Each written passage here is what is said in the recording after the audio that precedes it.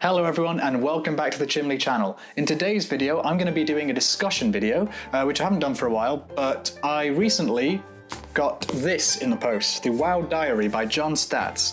I really recommend getting this book. It's a thick tome, it's very well produced, and very exciting stuff. I'm probably going to be doing a lot more discussion videos as a result of this, because I got my idea for this one literally maybe 3 or 4 sentences into the book. So I'll read you that in a second, but as you see in the title of this video, the topic is not really a new one. It is, Blizzard's announcement that in the end of last year that loot trading is going to be introduced to vanilla WoW, Classic WoW when they release it. And very briefly, what's loot trading? Well, basically back in vanilla, you couldn't trade people loot. I think it was introduced in Wrath actually, yeah, I think it was Wrath. Basically, when you loot something, it's soulbound, it binds to you, and you can't trade it with anyone else. But then they implemented loot trading, which means that if you accidentally give someone some loot, or accidentally gave yourself some nice loot, then you're now able to trade other players. So it's sort of an anti-ninja looting thing. Not that it really stops people ninja looting, it's just that you can't pretend to have ninja looted by accident. So there is that. And there's all sorts of arguments on the internet about, is this a good thing, is this a bad thing, is it a neutral thing? But regardless of what your opinions on that are, I think everyone can agree that it is at least changes. And most of us die-hard classic fans are firmly in the camp of no changes. Even though you could argue that this particular change might well be good for player interaction. It might actually smooth over some toxicity, if we want to use that word, although I sort of hate that word now. It's been made toxic of its own accord by overuse. But actually, just as a slight tangent before getting onto the main meat of this discussion, I think I don't like loot trading because of what I saw in Legion, and I assume what happens in BFA currently, though I don't actually really play it right now, whereby you get a piece of loot from the boss, nameless trinket number 52 that you don't remember because it's modern WoW and nothing really means anything anymore. You don't remember what things are called because you got warforging and all of that, which basically makes all the loot worthless, but that's a topic for another day. I'm not the first person to point that out. But you'll get a whisper message, you'll get the little whisper sound effect, and someone will say, you need, or need that, bro, or can I have, give, please, gib.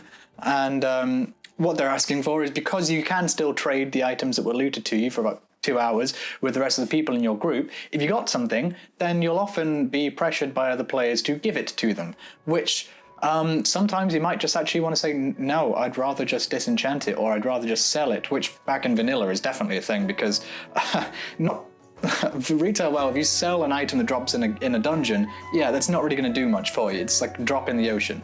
But in classic WoW, that money is really quite useful. If you vendor something from Anchorage, it's not going to be loads of money, but it's going to be more than nothing. And trust me, for example, if you're playing a druid or something in classic WoW and you want to get those respecs, you want every penny you can to be scrimped away and put in your vault when you need it, because you're going to be using a lot of gold and it's hard to come by. So if you have someone asking you, oh, can I have this thing that, ordinarily you could just keep and do with what you want, it's a bit of a like, oh, I don't really want to be asked this. It's putting me in this awkward situation of, well, sure, I guess you might need it more than I do. I sort of wanted it, and it is my reward from this dungeon, and, okay, fine, I can give it to you. It's just, it puts the player in a sort of awkward situation that didn't happen in vanilla. I don't think it'll be too bad, but I don't think it's good. Anyway, that's a topic that is not particularly important in the context of this video, because I want to read you a passage from this book, because all of a sudden, literally the first paragraph of reading this, I understood why Blizzard is introducing loot trading to Classic. This is not really a new thing, but it puts it into quite stark contrast here. So this is the first paragraph of the book. At its November 2004 launch, World of Warcraft was the biggest game ever made, pushing past 2 million lines of code, roughly 4 times the size of most top-tier computer games. Its development team and budget were larger than any of Blizzard Entertainment's previous projects. Its subscriber base grew to be the size of the world's biggest cities and generated a virtual goods economy comparable to the GDP of small nations. The company grew from hundreds to thousands of employees, the bulk of whom were customer service representatives who became Blizzard's single costliest expenditure. That's literally all of the book that I've read, and just that much was enough for a video, because it puts it into stark contrast. You know, we all know Blizzard's going through some trying times, shall we say. It's not a good time to be a Blizzard Entertainment, or rather Activision Blizzard shareholder right now. I think we can all agree. It's been a rough few months of Blizzard, and not of their own doing, to be honest. They've made some poor decisions. But reading this book and knowing that back in the day, back in Classic WoW, the biggest expenditure of the most ambitious, most expensive, largest game ever made was in customer service representatives. That's some serious shit. So like, they managed to create an entire game world, multiple continents, huge amount of things to do, like an endless game like World of Warcraft was, absolutely voluminous in the amount of content in it, especially for the time. You know, back then, especially when we were young, it felt like the game was limitless in what it could do. And yet, the most expensive part of creating and maintaining that game was customer service representatives. You know, either that means that WoW players are the most toxic, which actually I don't think they are, because there are, I've played Dota 2, so I know that WoW players aren't the most toxic. But it means that people are opening a lot of support tickets, and I don't think WoW is that buggy of a game, although it might have been back then, but I don't think that was all just, people getting stuck or things just being broken and needing to get fixed by bug reports, all of this. No, I think there was a lot of people that are reporting other players for, ninja looting, for example, or, raging at them and swearing and all of this stuff that we are very used to on private servers now, that's probably not going to be around in Blizzard Classic WoW. They're probably going to ban you for all of that stuff, but there's a lot of situations of player interaction that necessitated Blizzard to have a large amount of customer service representatives, and nowadays they can't really afford to support that, especially on a game that they're not going to be making nearly as much money from as they will from retail, because God willing, they're not going to be introducing a pet store or anything like that into vanilla. If they are, then, the French, Yellow Vest protests have seen nothing yet. Blizzard are going to have an army marching on their doors. But I think that it just puts it into stark contrast and really explains why they're bringing in loot trading. Because frankly, I don't think they can afford not to. Because there's going to be a lot of people playing Classic WoW, potentially more than originally played vanilla. I am going to go out on a limb and say I think that vanilla WoW in 2019 is going to be bigger than it ever was in 2004, 5, 6, all that sort of period. And certainly going to be bigger than retail WoW is now. Maybe I'm wrong, but honestly, from everything I've seen, seems to be the way it's going.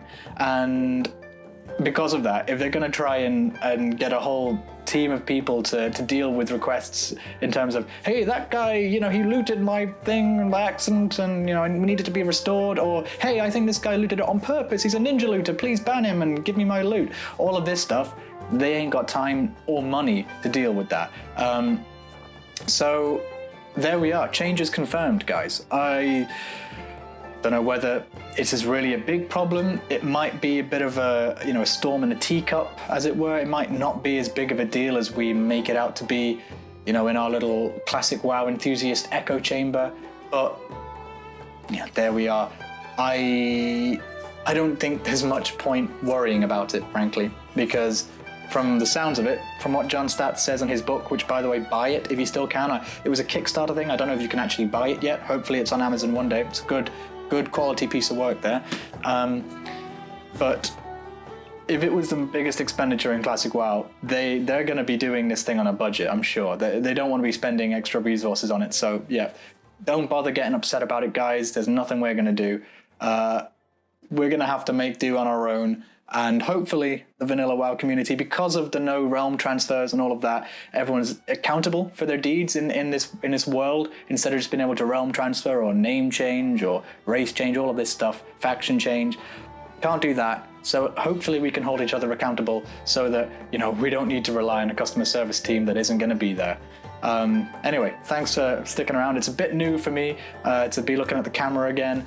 Probably stared out the window a little bit more than I should have, but it helps me think to look out at the view. Not that I have much of a view to look at, but Yeah, it's nice to get my face in front of the camera again. It's been a while since I did any discussion videos, but please do look at my other work, my Scorecraft series. It's an exploration of the music of classic WoW in a way that people who aren't trained musicians can hopefully get something from. It's like a narrative exploration of it. And also my Chimcast series, the first episode of which is out now. I'll be interviewing all sorts of people in classic WoW. If you have a story you'd like to share, then do get in touch with me. And maybe we'll have you on there. So anyway, have a good day everyone. Please subscribe to the channel, support me on Patreon if you want. Links of all of that are in the description, and I'll see you in the next one. Stay chim.